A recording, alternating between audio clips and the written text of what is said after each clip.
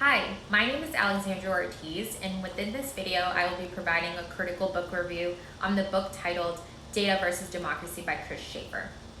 Within the books, Shaffer touches on three major points: attention economy, disinformation, and the impact to democracy. Overall, I agree with most of Shaffer's opinions to these topics.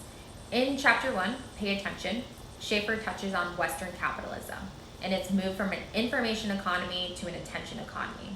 He mentions that capitalism has gone away, but the rules of supply and demand still apply, but now to information. I do not agree that capitalism has gone away, but I do agree that information is power within the market. Shaffer states that you can't have capitalism that's based around a commodity that is now cheap to produce. In a post-industrial economy, attention is the commodity, and I agree with this statement. Marketers are tracking online activity in order to gain a user's attention. So for example, in 2000, Microsoft conducted a study measuring how long people can focus on one thing for a specific time. So back in 2015, results show that the average person's attention span was 12 seconds. And about 15 years later, it dropped to 8 seconds. So although it varies by age, it is still very telling how impactful digital marketers must be this day. In Chapter 2, Cog in the System, Shaffer states that those who thrive are those who control the attention, and I agree with that statement. So for example, if you're allocating budget for research within a marketing campaign, that company in itself will be able to attract and hold the attention of the consumer because they did that research. So as a result, digital platforms are designed to manipulate and measure our attention. I agree with this statement, but struggle with the concept of privacy and technology. So social media businesses rely on individuals' data to push personalized content to maximize time spent on a platform.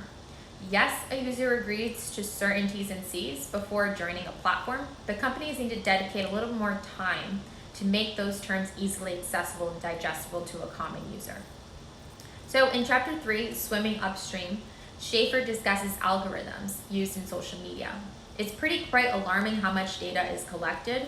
Data from various users can be combined through collaborative filtering, and with that, a personalized recommendation is made for that individual.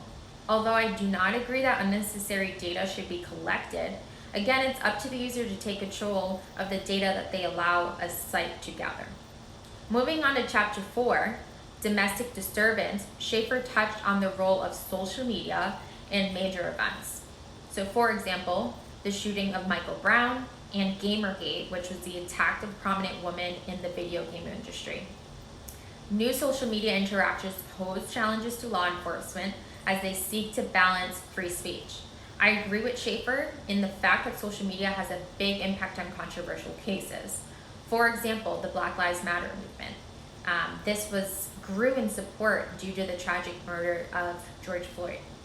According to Pew Research, about 23% of adult social media users in the US and 17% overall say they changed their political or social issue views because they saw something on social media. Social media highlights important issues that may not get a lot of attention at first. With that comes disinformation and potential impact on US democracy.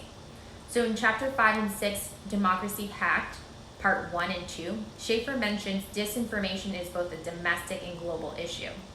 Humans by nature have cognitive limits, and it can get hard to sort facts from fiction. Disinformation can be in the form of propaganda and can lead to manipulation to users to motivate them towards a select cause.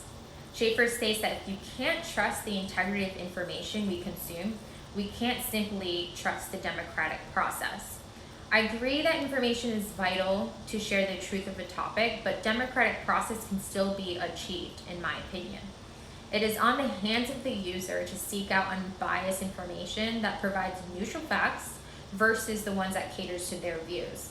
I agree that this is especially important with our government officials, but the integrity of information begins to fall once a party begins to release that information favoring a cause versus the other. So in a concluding statement, I agree with what the author says, that we need to find a global, human, and technical solution.